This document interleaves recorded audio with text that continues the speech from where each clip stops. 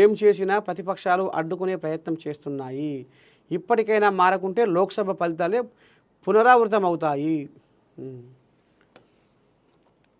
BRS ప్రభుత్వం తెచ్చిన ధరణి చట్టంతో రైతులు అనేక కష్టాలు అనుభవించారని రెవెన్యూ శాఖ మంత్రి పొంగులేటి శ్రీనివాసరెడ్డి విమర్శించారు. రైతుల కష్టాలు తీర్చేందుకే ధరణి స్థానంలో భూభారతి చట్టాన్ని అమలు చేస్తున్నట్లు తెలిపారు.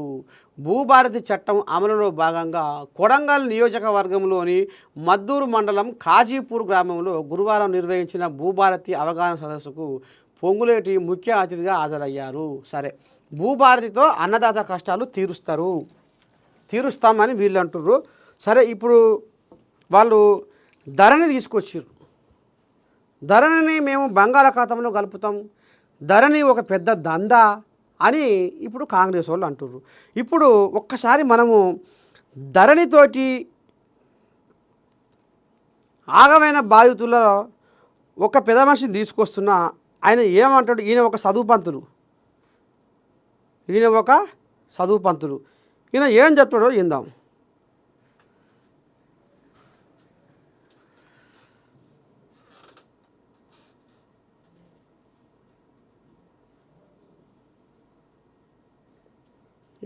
నెంబర్ దొరుకుతలేదండి.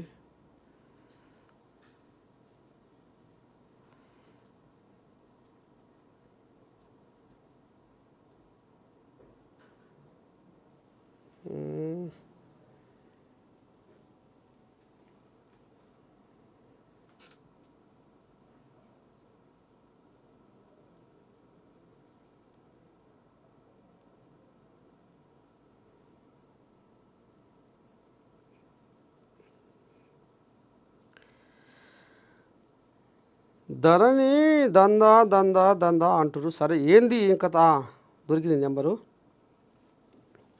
చూద్దాం. భూభారతికి ధరణికి తేడా ఏందో చూద్దాం.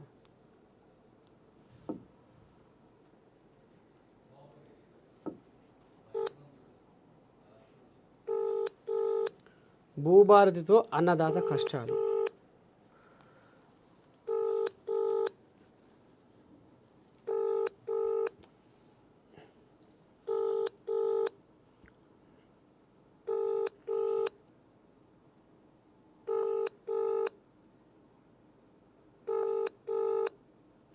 లేపుతలేడు సారు, మరి బయలుకి పోవచ్చునా?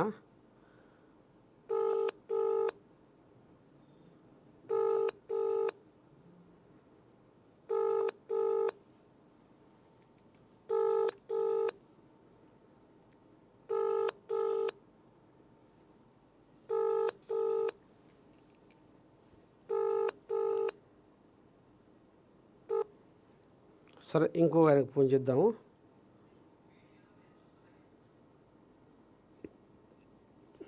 ఏం చెప్తాను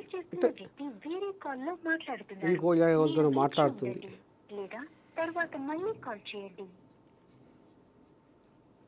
మొత్తానికి ధరణి అనేది, ధరణితోటి దందా అంటే మీ సేవల చుట్టూ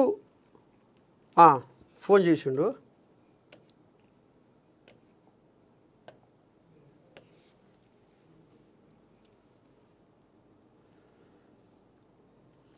సార్ నమస్కారం సార్. నమస్కారం కవి గారు. సార్ నమస్కారం సార్. అయితే ఇప్పుడు మీరు లైవ్లో ఉన్నారు సార్, మీరు లైవ్లో ఉన్నారు. మార్నింగ్ న్యూస్ విత్ నర్సయ్య తాత అనే ప్రోగ్రాంలో మీరు లైవ్లో ఉన్నారు. ఓకే, నేను ఛానల్. అయితే భూభారతితో అన్నదాత కష్టాలు తీరుస్తామని ఇప్పుడు కాంగ్రెస్ సర్కార్ అంటుంది. గతంలో ధరణితో దంద చేసిర్రు అనేది ఇప్పుడు వీళ్ళు ఆరోపణ చేస్తున్నారు. అసలు ఎట్లా ధరణి వల్ల మీకు కూడా ఏదో కొద్దిగా ప్రాబ్లం వచ్చింది, సమస్య వచ్చింది, మీరు కూడా కలెక్టర్ ఆఫీస్ చుట్టూ, మండల ఆఫీస్ చుట్టూ, ఆఖరికి సీసీ ఏరియా కార్డు కూడా తిరిగిరు అనేది కూడా మా చెవులో పడ్డది. ఎట్లా మీకు ఏ సమస్య వచ్చింది, ఈ భూ సమస్య? అవునండి, ఇప్పుడు కేసీఆర్ గారు కూడా అప్పుడు ధరణి తెచ్చేటప్పుడు చాలా గొప్పగానే, ఈయన కంటే గొప్పగా చెప్పిండు. అప్పుడు ఈ ప్రపంచంలో లేనటువంటి ఒక కొత్త చట్టాన్ని తీసుకొస్తున్నా అని చెప్పిండు.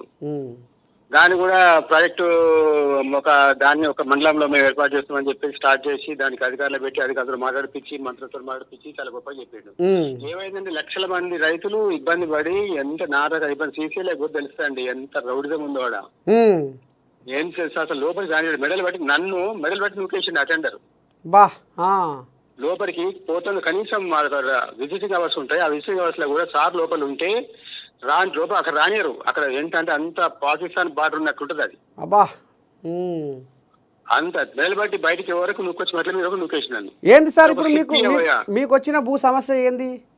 నా మొత్తము బ్యాంక్ లోన్ లో నేను క్రాప్ లోన్ తీసుకున్న తర్వాత మళ్ళీ రిన్యూవల్ చేసుకోవడానికి 1 వీక్ కోసం పోయేసరికి మీ సేవలు ఏం చెప్పిండు, సార్ మీ పేరు భూమి లేదని చెప్తుండు. అది ఏంటండి మొన్ననే లోన్ తీసుకున్నా కదా, లేకపోవడం ఏంటంటే లేదు సార్ అది నోషల్ ఖాతాలో పడ్డది సార్. 2 గుంటలు ఉంది, మొత్తం 5 ఎకరాల 30 గుంటలకు 2 గుంటలు ఇచ్చిపెట్టి 5 ఎకరాల 28 గుంటలు నోషల్ ఖాతాలో కొట్టేసిండు ఎవడో మహానుభావుడు కంప్యూటర్. దానికి సంతకం ఎంఆర్ఓ తహసీల్దార్ సంతకం పెట్టాలి, దాన్ని తంబేయాలి, వేస్తే అవుతుంది లేకపోతే కాదు.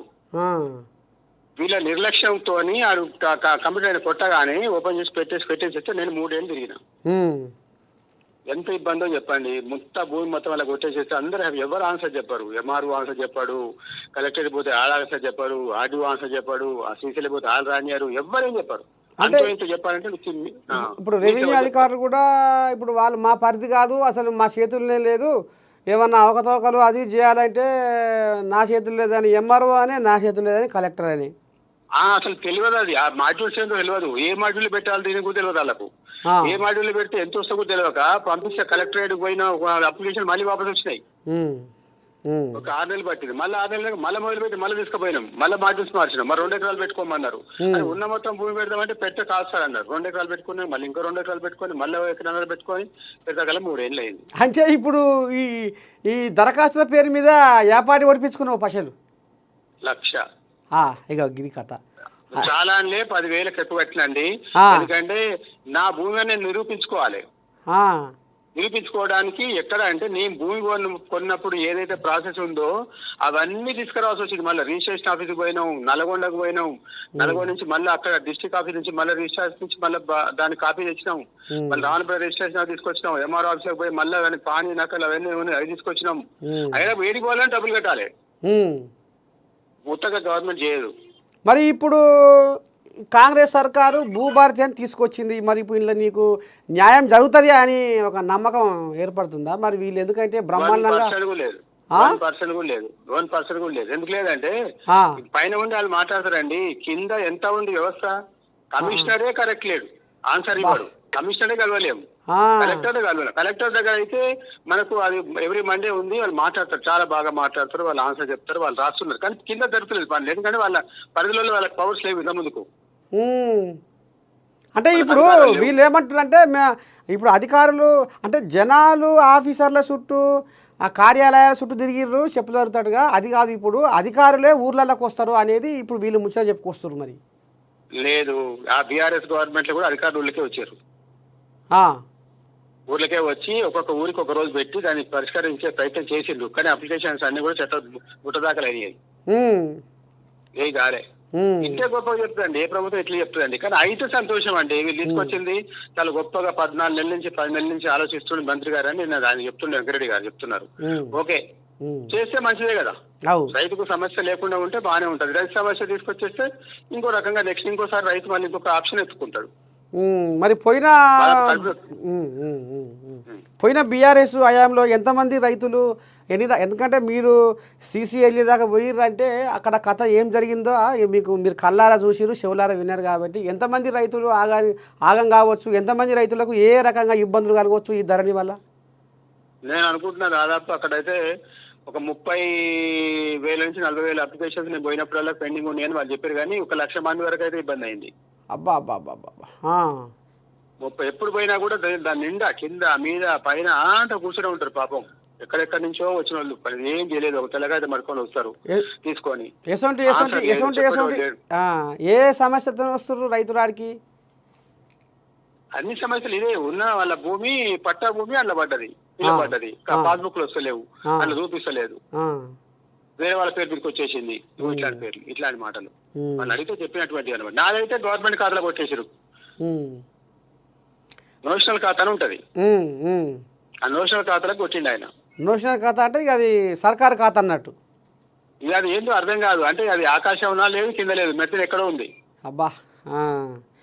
దాన్ని ఆకాశంలో ఉంటేనైనా పట్టుకోవచ్చు, కింద ఉంటే పట్టుకోవచ్చు. ఆ మధ్య దాన్ని ఏం పట్టుకుంటాం? ఎవరికి ఏం చేయాలో తెలియదు, అసలు ఏం లేదు. ఆ పైన బాగానే మాట్లాడతారండి. ఆ తర్వాత ట్రైనింగ్ చేసినప్పుడు ఆ టీచర్ అధికారులందరూ జాగ్రత్తగా వినాలి, అర్థం చేసుకోవాలి. అర్థం చేసుకున్న తర్వాత దాన్ని ఏం జరుగుతుందో మళ్ళీ ఇక్కడ వచ్చినటువంటి ప్రాక్టికల్ ఏం జరుగుతుందో చూడాలి, ఎమ్మటెమ్మటే రెస్పాండ్ అవ్వాలి. ఎక్కడండి అయితే లేదు కదా. అధికారులు ఎప్పుడైనా, కలెక్టర్ ఎప్పుడైనా. ఇగో ఇప్పుడు పొంగులేటి శ్రీనివాసరెడ్డి కూడా ఏమంటుండంటే, భూభారతితో అన్నదాత కష్టాలు తీరుస్తాం, దొరగారి ధరణితో పాతాళానికి రైతులు, భూభారతి అవగాహన సదస్సులో పొంగులేటి. ఇప్పుడు వీళ్ళు ఇప్పుడు 4 మండలాలను తీసుకురుగా పైలట్ ప్రాజెక్టు కింద. ఇంట్లో మా అధికారులకు అవగాహన సదస్సులు పెట్టి బ్రహ్మాండంగా మా మండలాధికారులే ఊర్లలోకి పోతారు, భూ గొడవలు లేకుండా తశ్వ చేస్తాం అన్నట్టుగా మాట్లాడుతున్నారు. మరి రేపు ఖచ్చితంగా మా సర్కార్ ద్వారా భూ గొడవలు లేకుండా, వివాదాలు లేకుండా చేస్తామని అంటుర్రు. మరి నీకు అంటే విశ్వాసం లేదంటవా? అంటే అప్పుడు కూడా ఇలాగే ధరణి తెచ్చినప్పుడు కూడా అట్లే మాట్లాడేది కదా వాళ్ళు. అది కూడా పైలట్ ప్రాజెక్ట్ కింద తీసుకురు కదా. అప్పుడు కూడా మేధావులైన కలెక్టర్లు ఉన్నారు, కమిషనర్లు ఉన్నారు, ఎంఆర్ఓలు ఉన్నారు, అందరు ఉన్నారు కదా. అందులో సలహాలు రూపొందించేందుకే చాలా టైం పట్టింది. మేము చాలా బిజీ, అన్ని రాష్ట్రాలు తిరిగి వచ్చి చేస్తున్నాం, ఇది ప్రపంచంలో ఎక్కర్లేదని చెప్పిండు ఆయన కూడా. చెప్పిండు అప్పుడు పెద్ద మనిషి. ఇట్లా పోగానే రిజిస్ట్రేషన్ అయిపోద్ది అన్నాడు. ఇట్లా పోగానే రిజిస్ట్రేషన్ అయిపోయి బాగా లేవు, మీకు పోగానే కాగితం రిజిస్ట్రేషన్ చేస్తాడు, పిల్లల దగ్గర ముటేషన్ అవుతుంది, పట్ట అయిపోద్ది అని చెప్పిండు. మరి ఏదండి ఎన్ని ఇబ్బందులు పడరండి. ఎవరైనా పట్టించుకోవాలండి. ఎవరైనా ఒక ఎమ్మెల్యే లెటర్ రాస్తే కూడా పట్టించుకోలేదండి ఆ సీసీఎల్. కవరింగ్ లెటర్ తీసుకొని పోతే కూడా దాన్ని తీసాక పక్కన పడేసిండాడు. ఇగో మొత్తానికి గిరి మరి అష్ట కష్టాలు అనుభవించడము, మా కన్నీళ్ళనే కడుపు నింపుకొని మేము బాటసార్లం అయ్యి మేము తిరగని ఆఫీసులు లేవు, కలవని అధికారులు లేరు అన్నట్టుగా మరి ఇప్పుడు ధరణితోటి ఎవరైతే మరి దగాపడ్డ బతుకులలో మరి పెద్ద మనిషి మల్లికార్జున సార్ అని, మరి ఇతను కూడా ఒక చదువు పంతులు, ఈయన కూడా ధరణితోటి నాకు అన్యాయం జరిగింది, నేను తిరగని ఆఫీసు లేదు, మరి కలవని అధికారం లేదు అన్నట్టుగా ఈ రకంగా ఆయన మన ఏఎన్ఎన్ ద్వారా ఆంబాయం వెళ్ళబోసుకుంటుంది. కాబట్టి మరి ఇప్పుడు ఏదైతే కాంగ్రెస్ సర్కారు భూభారతి అని తీసుకొస్తుందో దీని ద్వారా నన్న సామాన్య జనాలకు మరి న్యాయం జరగాలి, మరి ఈ భూ తగాదాలు లేకుండా ఖచ్చితంగా ఒక న్యాయబద్ధంగా చేయాలనేది మరి ఏఎన్ఎన్ కూడా కోరుకుంటుంది. అయితే ఇది ఎంతసేపటికి నాయకులు, లీడర్లు, అధికారులు చెప్పడం వరకే కాదు, క్షేత్రస్థాయిలో మరి ఏదైతే ఊర్లలోకి పోయి ఖచ్చితంగా అక్కడ నేరుగా వీళ్ళే పోయి ఆ సమస్యను ఒక కొలిక్కి తీసుకొచ్చి పరిష్కారం చూపాలనేది కూడా మరి నేను కోరుకుంటుంది. ఇప్పుడు పెద్ద మనిషి మల్లికార్జున సార్ అన్న ముచ్చట ఏంటంటే, చెప్పడం వరకే అయిపోతుంది, వాళ్ళు అదే చెప్పిర్రు, ఇప్పుడు వీళ్ళు అదే చెప్తున్నారు. కాబట్టి ఇది సంపూర్ణమైన న్యాయం జరగాలంటే ఖచ్చితంగా ప్రభుత్వం దీని మీద కింది స్థాయి అధికారుల మీద ఒత్తిడి తీసుకొస్తేనే జరుగుతుంది అనేది కూడా మనకు ఇప్పుడు తేడతెల్లమవుతుంది. సార్ నమస్తే, ఉంటాం మరి శనార్థి.